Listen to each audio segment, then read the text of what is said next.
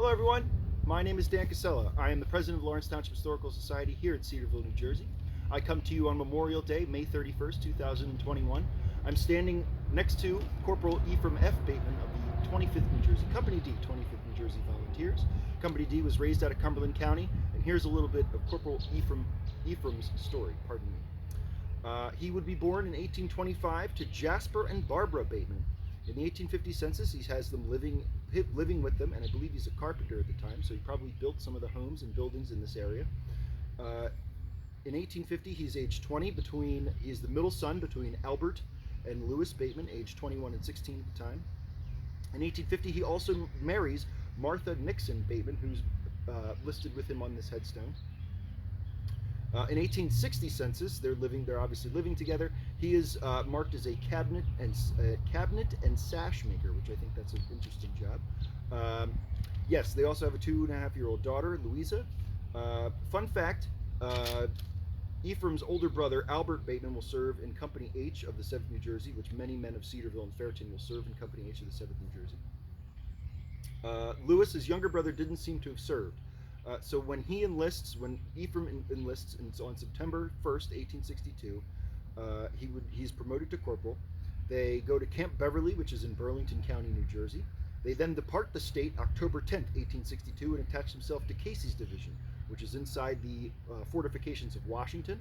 I don't know if they have such a dramatic story as the 24th New Jersey, who were sort of told they would stay in the fortifications and then are assigned elsewhere and open the ball at Morey's Heights, which we'll get to that in a second.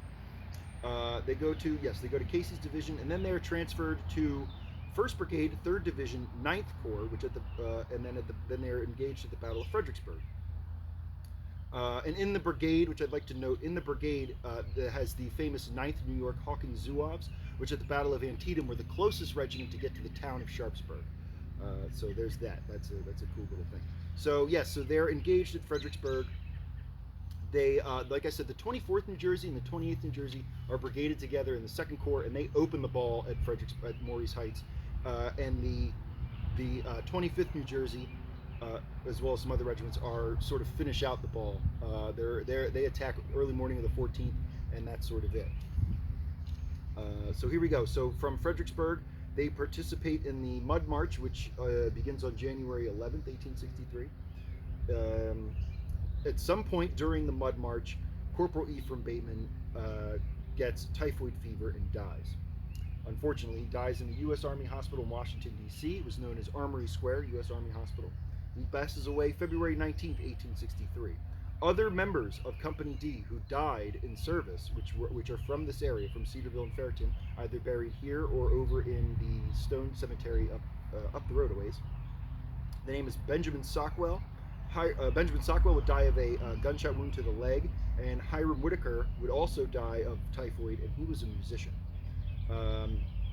That's it.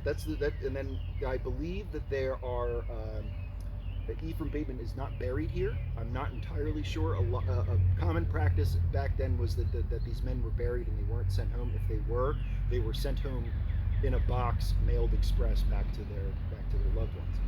Not entirely sure if this is just a headstone honoring him or if he's actually buried here. But I'd like to make a note here. I'd like to quote a newspaper. I believe it's from the West Jersey Pioneer, although I'm not entirely sure. The clip I have doesn't credit where it comes from, but this is a beautiful quote, obviously written about the New Jersey troops after the Battle of Fredericksburg. It goes like this.